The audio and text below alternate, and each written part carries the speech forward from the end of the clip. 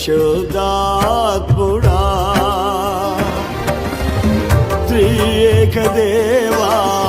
ఆది సంభూతుడా నిన్ను నేనేమని ఆరాధించెదా త్రియేక దేవా ఆది సంభూతుడా నిన్ను నేనేమని ఆరాధించెదా